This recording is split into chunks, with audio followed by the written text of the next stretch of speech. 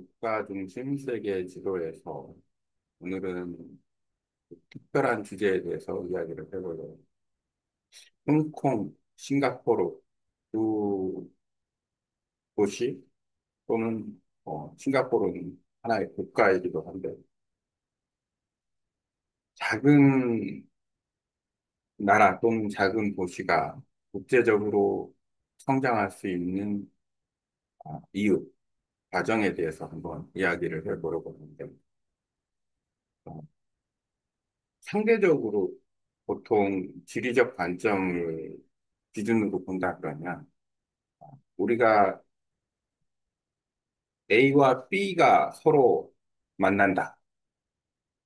그랬을 경우에 그것이 국가인 경우 또는 멀리 떨어진 나라인 경우에는 아, 똑같은 도시, 사람, 살아가는 방식, 뭐 생활하는 형태, 문화는 좀 다를 수 있는데 그 차이는 크지는 않다.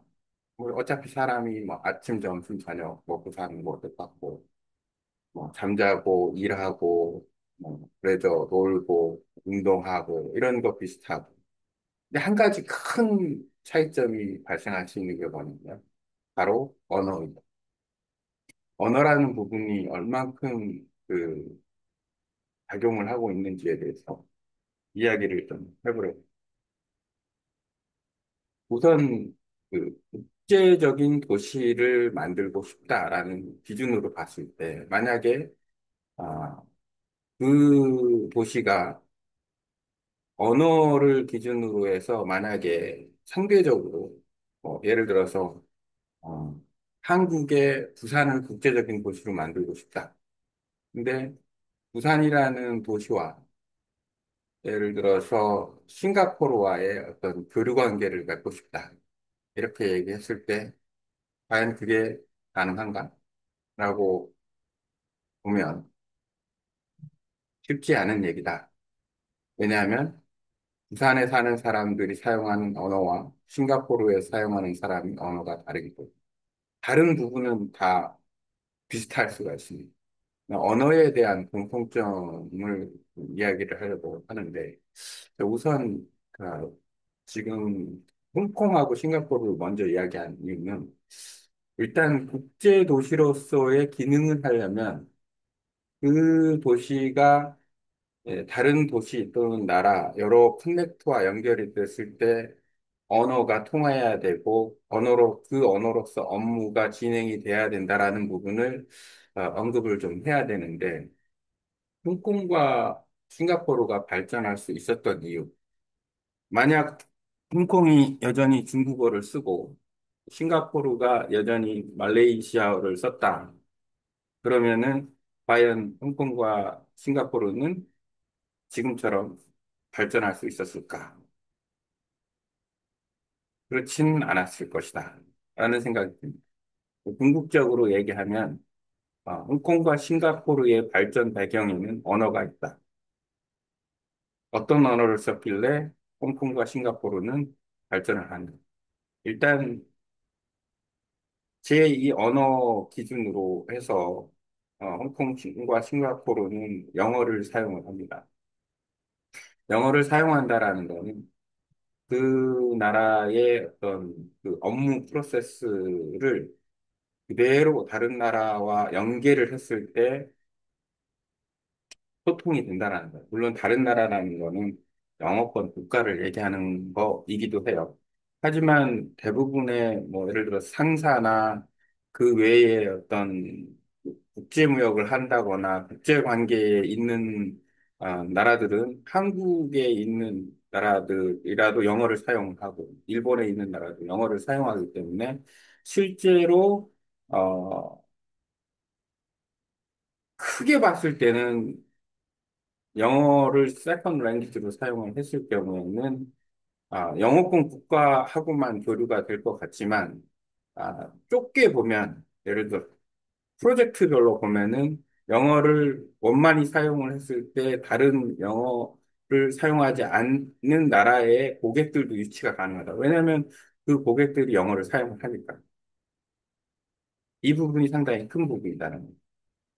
그러니까 만약에 영어를 사용을 못하면 이제 그거는 쉬운 얘기는 아니죠. 아, 영어를 사용하지 못하면 궁극적으로 봤을 때는 만약에 홍콩이나 싱가포르가 예를 들어서 한국어를 사용해서 고객을 맞이한다. 그게 과연 쉬운 일인가? 라는 걸 봤을 때는 그거는 쉬운 일은 아니다. 그래서 궁극적으로는 만약에 이 국제 도시로서 또는 그 국제적인 어떤 어차피 장기적인 안목으로 봤을 때 미래의 어떤 큰 그림으로 놓고 봤을 때의 업무 프로세스에서 만약에 성공을 하려고 한다. 어, 특정 인플라에서 그 공간에서 성공을 하려고 한다. 그러면은 역시나 언어가 상당히 중요하지 않을까 생각이 듭니다. 이 언어의 어떤 그 보편성을 가지고서 만약에 준비한다면 그 성공 가능성이 좀 많이 있는데 그렇지 못하다면 아, 쉽지는 않겠다라는 생각이 듭니다. 어, 언어를 바꾼다라는 건 또 그것도 쉬운 얘기는 아니에요. 아이덴티티가 있으니까.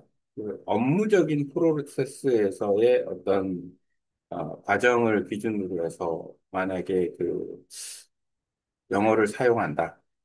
그거는 가능성이 있지 않나라고 생각이 들어요. 왜냐하면 비즈니스는 생활과는 다른 거니까. 예를 들어서 사업, 업무, 절차 이런 부분에서는 마치 그 우리가 뭐 24시간 내내 비즈니스를 하는 건 아니니까 그 부분에 대해서는 고민의 대상이 되지 않을까 생각이 듭니다. 예를 들어서 업무 구역이 예를 프로젝트 존이 있다 그러면 그 프로젝트 존은 궁극적으로 영어를 사용을 해서 업무 처리가 이루어진다 그러면은 더 많은 고객을 확보를 할 수 있고 그다음에 그 고객들과 원만하게 그 업무 프로세스를 진행을 할 수가 있고 또 이제 소수의 고객들을 또 유치할 수도 있는 거고. 그러니까 예를 들어서 A라는 국제 업무 도시가 있으면 그 국제 업무 도시에서 영어를 사용하고 그러면은 A라는 국제 업무 도시는 다른 나라 상대 국가가 영어로 사용했을 때 아예 통키로 전체적으로 그 나라와 업무 프로세스가 형성이 되는 거예요. 그러니까 B라는 나라의 모든 사업 관계를 흡수할 수 있는 여지가 있는 거고, 만약에 그쪽 서로 이점이 있다면.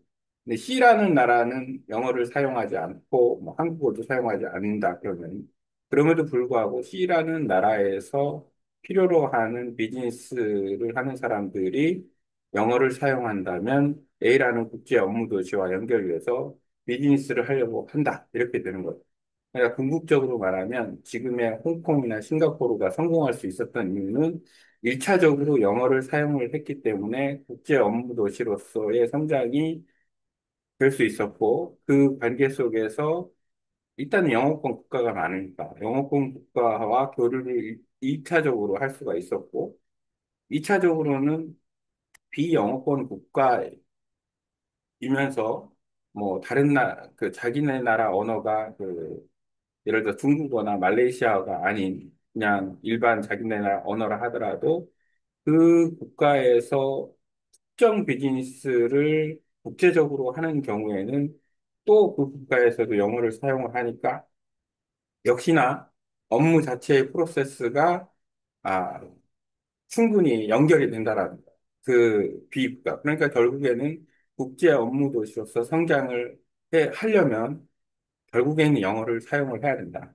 그러니까 영어를 사용을 하는 부분에 있어서 뭐 세컨 랭귀지 개념으로 전체를 사용하는 게 아니라 업무 도시로서 업무 환경을 영어로 만들어 놓고 그 활용할 수 있는 사람들을 유치를 해서 그 사람들이 그 전체적인 업무 프로세스를 끌고 가면 결국에는 국제 업무 도시로 만들어서 성장할 수 있다. 그렇게 성장하는 기반이 형성이 되면, 아, 홍콩이나 싱가포르처럼 발전하는 국제도시로서 성장 가능성이 있다. 근데 언어가 만약에 안 되는 경우라면 아, 그냥 그 나라의 어떤 도시 기능이나 아니면은 그 한계를 가지고 있는 아, 그 부분에서 성장을 하니까 한계가 있다.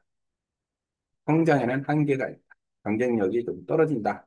이렇게 볼 수가 있지 않나라는 생각이 음, 고민의 좀 대상이 되고 논란의 대상이 되지만 어쨌든 홍콩과 싱가포르를 기준으로 해서 볼 때 지금 예를 들어서 많은 나라에서 국제 업무 환경 도시를 만들려고 한다. 그러면 그런 의지가 있다라고 봐야 돼요. 왜냐하면 앞으로는 더 교류가 많아질 거고 더 원활한 교류가 있어야 되고 그게 만약에 원활하지 않으면 요즘에는 교통이 많이 발전이 되니까 선택지가 많은 거죠. 어디, 지금 뭐 예를 들어 홍콩이나 싱가포르 이미 선택지가 있는 거고, 그 외의 도시도, 아, 이 도시에서는 업무 프로세스가 좀 훨씬 쉬우니까 우리가 이쪽 도시하고 업무를 해도 되겠다라는 어떤 판단을 하면 국제적인 비즈니스가 일어날 수 있는데, 만약에 언어적인 게 안 되면, 거기는 뭐 나중에 우리가 소극적으로 이렇게 하고 어떤 메리트가 없는 거죠. 근데 그게 만약에 업무 도시로서 어느 정도 영어로서 의사소통이 된다 그러면은 다양한 네트워크가 그 국제 업무 도시 환경에서 형성이 돼서 퍼져나갈 수가 있으니까 일종의 허브 역할을 할 수 있다는 거예요. 그래서 국제 업무 허브를 만든다. 그러면은 영어는 필수이지 않을까라는 생각이 듭니다. 그냥 단순한 영어 사용이 아니라 모든 시스템이 영어로 작동하는. 왜냐하면 그게 시스템이 영어로 작동하지 않으면 거기에서 업무를 하는 사람들이 어, 와가지고 업무를 할 수가 없는 거예요. 할 수는 있겠지만 원만하게 할 수가 없는 거예요. 그러니까 메리트가 없으니까 결국 안 하는 거죠. 다른데 할 수 있는 대로 가서 하는 거죠.